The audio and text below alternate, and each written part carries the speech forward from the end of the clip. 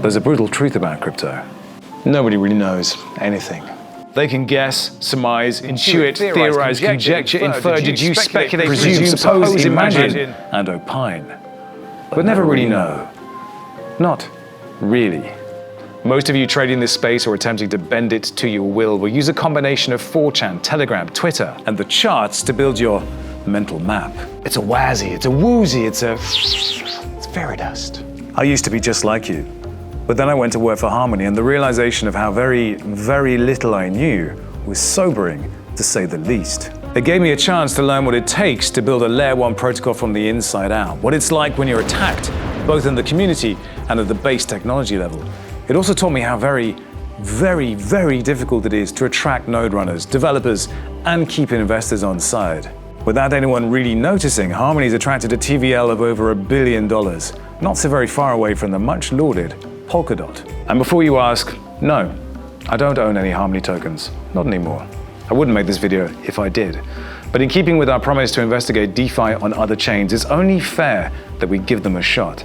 After all, I know more about this team than any other in this space. Heading back to where it all began, this is the Defiant.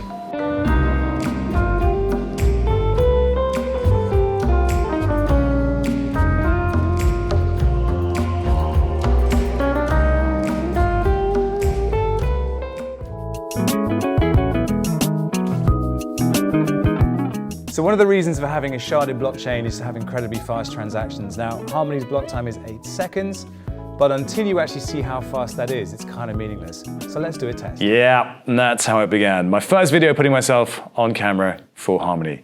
Over the course of a year or so, we worked so very, very hard to try and put out creatively ambitious content to tell the Harmony story. It's funny to see just how much work went into making videos that would only get like a couple of hundred views.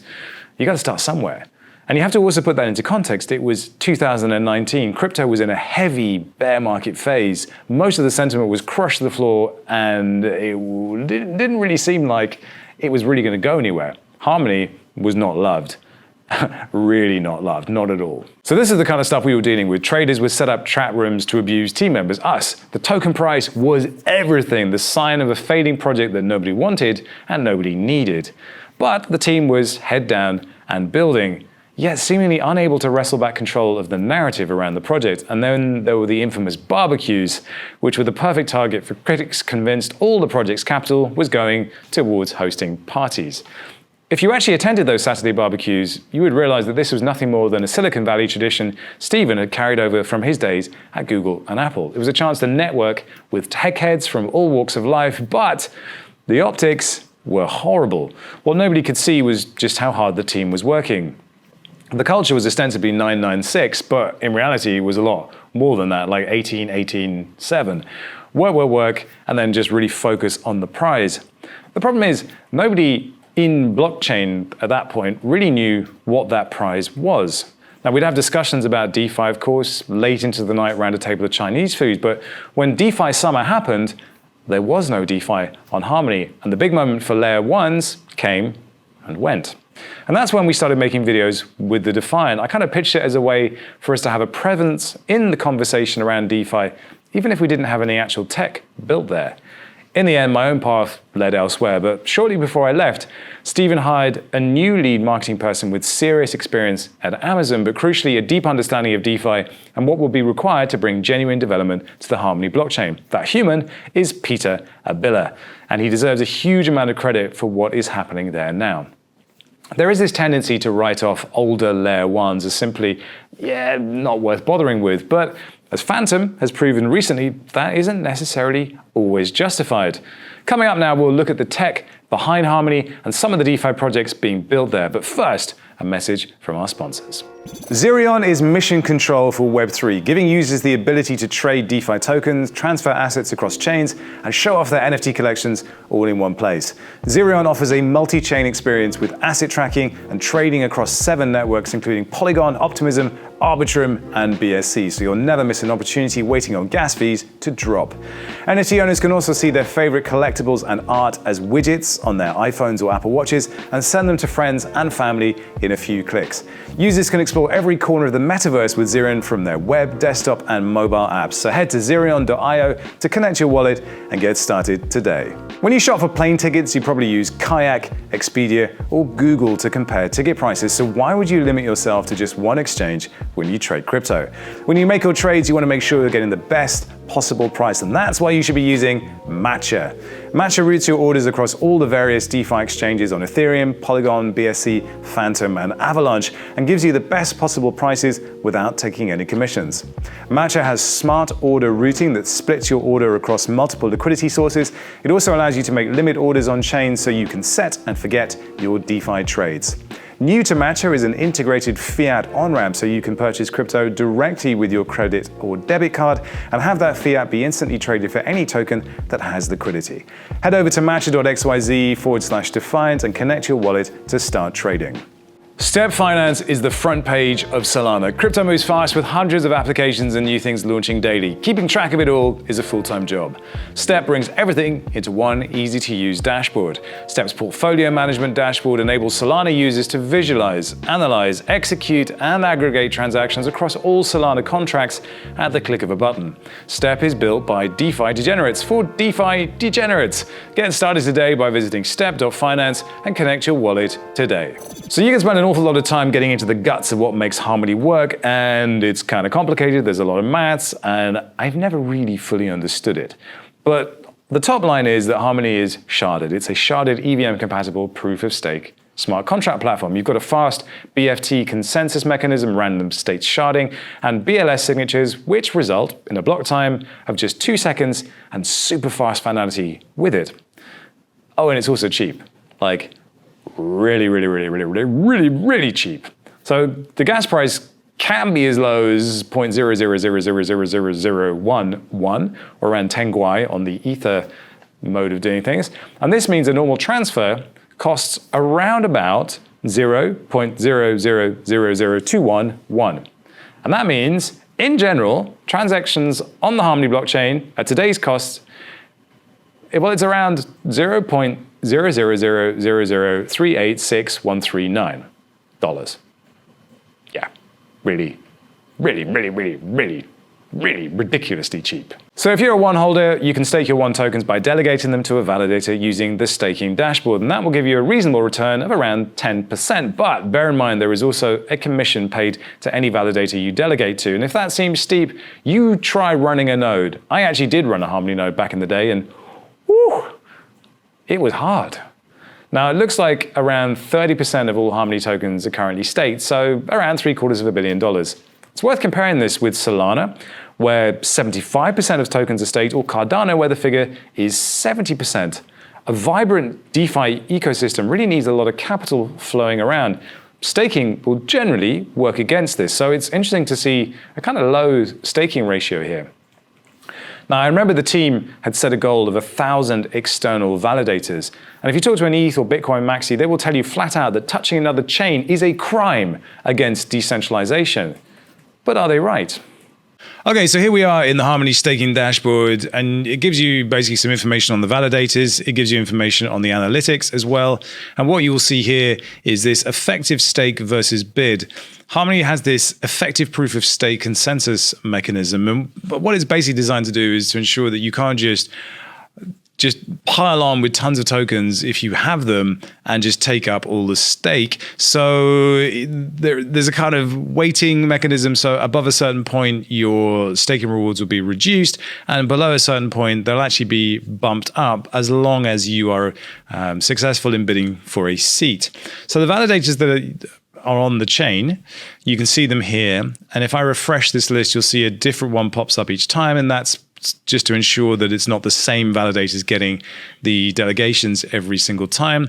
And you will see the expected return somewhere around 10% for each of these.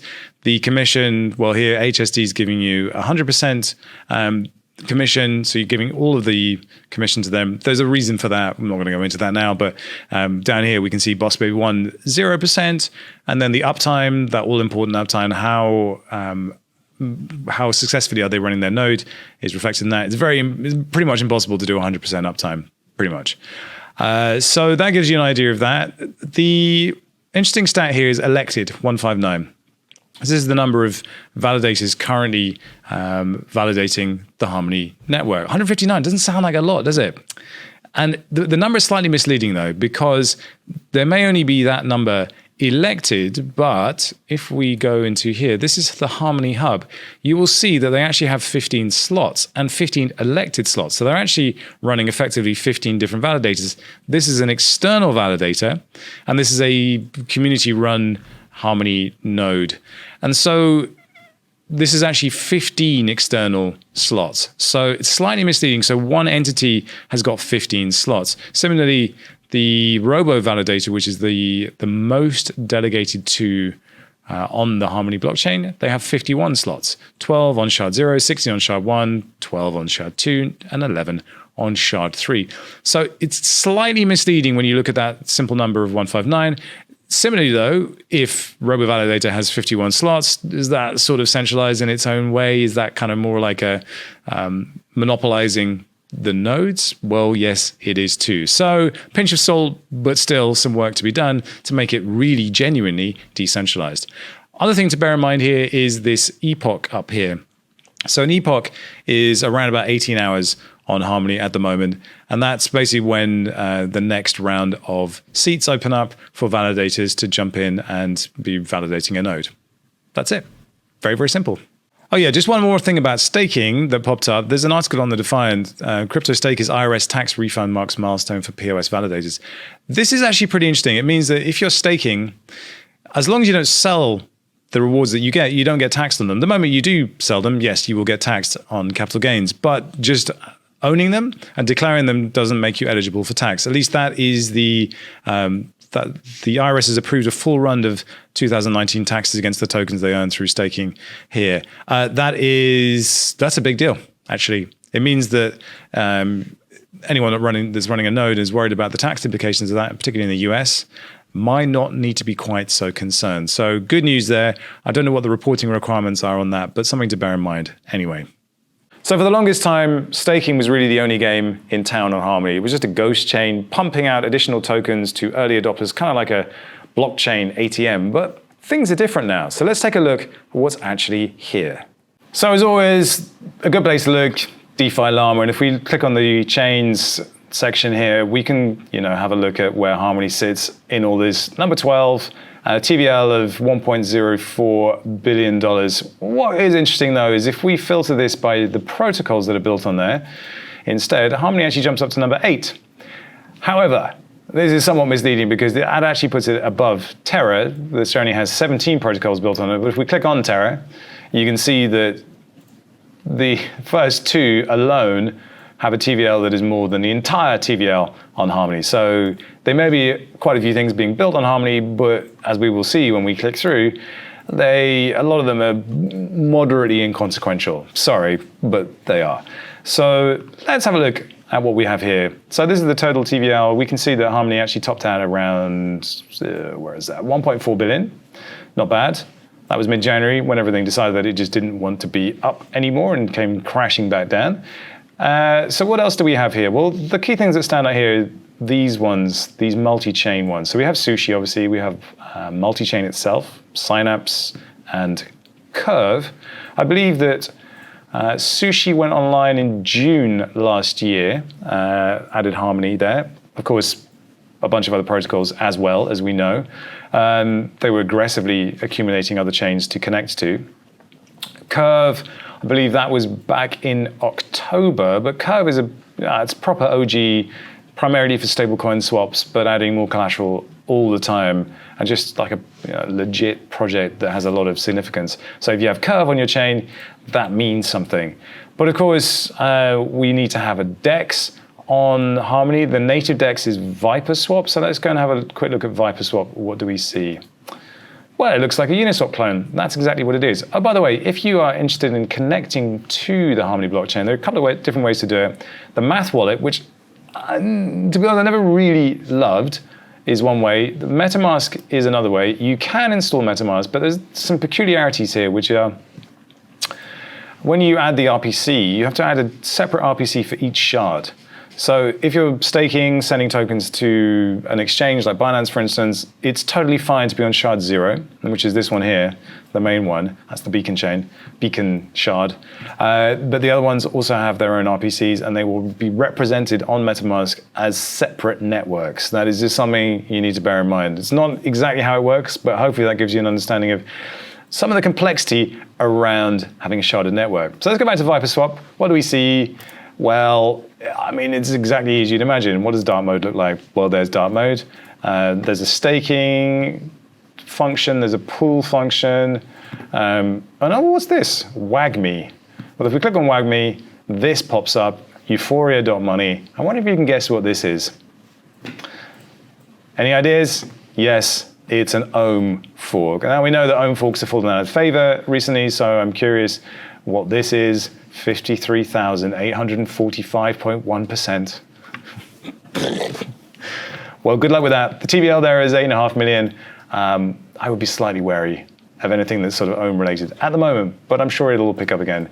That's fantastic. So let's go back to this list again. Here's another one, the number 2 one, picking up $169.41 million of TVL, Tranquil Finance. What is Tranquil Finance? It's the first algorithmic money market protocol on Harmony. Think compound, that's what this is. And we can go and have a look at Tranquil. These are the markets. We've got borrowing and lending, total supply, total borrowed. So that we've got obviously more people supplying than borrowing, 300 million or so on the supply side, 145 on the borrow side. That's not bad, actually. That's not bad, that's like 2 to 1. If we look at compound, it's just around about 11 million on the supply side and 4 on the borrow side. So not 2 to 1, but not far off. So it compares favorably. Obviously, I said 10 million, I meant 10 billion. Big difference there. But still, not bad Tranquil Finance. But what we're interested in here is this, Stone, ST1. So Stone is state 1, basically, is a liquid staking token. And we looked at the staking dashboard earlier. If you stake on Harmony, you can unstake or undelegate to a validator and then redelegate to another one relatively easily within 1 epoch. But if you want to withdraw your tokens from the staking system back to your wallet, well, then that's going to take 7 epochs, which is about a week. Well, that's a little less than a week, but an epoch's 18 hours. It used to be when the block time was more like 8 seconds, that was a lot longer. But now, like 6.5 days, whatever that would be, I think you could probably live with it. In fact, it's probably less, it's probably like 5 days. But the liquid staking token will allow you to basically your stake to the validators here, and then you'll be able to sell those tokens on Sushi. I think there's a pair there. Yeah, there is ST1 to 1 pair on Sushi. You can obviously add liquidity there. You'll get LP tokens, and you'll be able to earn Trank rewards there as well. So it's basically a way of freeing up your capital if you are staking instantly, but still earning staking rewards. Kind of nice. Liquid staking is the thing that we all want to see happen on these big staking networks because it unlocks DeFi in a fairly powerful way. So what else do we have? Well, I guess we can look at the NFT side of things. There is a gallery, Da Vinci. This is the NFT gallery. This is Bruno, who I believe, I remember Bruno from the Harmony days. Wow, so many familiar faces. So we're not going to go too far into this, but they do have an NFT market, and that market has just recently had some problems. It looks like one of the devs had kind of obtained some tokens and was then dumping them. Yeah, it doesn't look good. I don't think it's a full-on rug. I think it's just a bad actor, and undoubtedly that bad actor will probably get found out at some point. But that's Da Vinci, and that leads us very neatly to probably the jewel in the crown on the Harmony network. If we go back to the list, sitting proudly at number 1 and really responsible for pretty much all the DeFi activity, of any note on Harmony, and that is here. $612 million worth of TVL. That is, of course, DeFi Kingdoms and their token Jewel. Been up and down a bit, as you'd expect, with all the rest of the market, but what's fascinating about DeFi Kingdoms is it's a DeFi protocol, basically. You can stake there, there's a DEX, there's an AMM, there's lending and borrowing, but it's all wrapped up in this funky little game. So let's take a look. So this is DeFi Kingdom, and it's built on Harmony, of course, and it's got like these real kind of pixelated, lo-fi, fun kind of adventure thing to it. You know, we've seen quite a few of these things, and if you saw our NFT show this week, we had Web3 on there, World Wide Web3, sorry. Similar kind of thing, and you've got these little characters. You can swap tokens on their decks. You can pool, create LP pairs to get Jewel. You can, I think, stake those to get a token called Jewel X. There's a bank. You have heroes, but these heroes themselves, they are represented as NFTs, but they also come with superpowers, so they can charge up, you know, the rewards that you can get for participating in the protocol. And there's land, there's going to be buildings. It's basically, the whole thing is like a gamified version of farming, effectively. And it actually looks really cute and really fun. I haven't gone as far as playing it yet, but here's basically what it looks like. You've got a map, and you can go around, you can go and do activities at the bank. You can basically just do DeFi stuff, but within the context of this fun little game. And it really works. And clearly it's resonated with the Harmony community because so much of what's happening on Harmony is going through this. So it really is an interesting attempt to take DeFi and actually do something kind of fun with it that actually works. And because we know that, you know, DeFi on Ethereum is just prohibitively expensive, and every decision you make is tinged with regret because you spend so much gas. If you're doing it on Harmony, you don't have that problem because it's so damn dirt cheap. Now, this is probably worth doing a whole video on, or a tutorial or something like that, because there's quite a lot of fun stuff going on here. That's not for today, but it's definitely probably the biggest reason why DeFi on Harmony right now is anything at all, because of this. So it's been really interesting coming back to Harmony, reacquainting myself with the project's developments and the peculiarities of the tech. Alt Layer 1s face so much hatred and pushback, but should they? If something is fast and cheap and easy to use, does it deserve it? And I think it's important to recognize what's at stake here. Does decentralization matter? And if it does, can you stomach the journey to a more decentralized network and give a project enough rope and enough time to get itself there without judging it too harshly? Ethereum wasn't always as decentralized as it is now. It took time. Harmony is absurdly cheap and extremely fast, but then there isn't a huge amount going on there when we compare it to Solana, for instance. Would it bear up under the same load, or would it break apart the way Solana has done? Something to bear in mind here as well. Shards, well, they operate much like kind of mini blockchains in their own right. Yes, they converge through a beacon chain, but they are kind of on their own. Ensuring that they can communicate with each other is actually quite a hefty challenge. And because of that, DeFi protocols that rely so heavily on composability will tend to cluster on the same shard to avoid the headache of cross-shard composability. So inevitably, that leads to a disproportionate density of value on a single shard, and yes, that's a form of centralization, and yes, that makes them vulnerable. Now, this is something you hear very, very few people talk about in relation to the artist formerly known as ETH 2.0.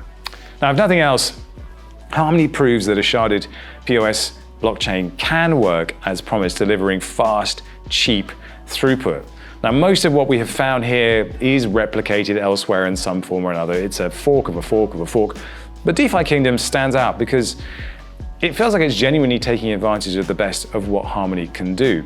But will others join and overcome their biases to build there? Because it's going to need some brave pioneer souls to do so. Only time will tell. Still, I am super genuinely shocked by just how cheap the transactions are. From the cheap seats, this was the Defiant.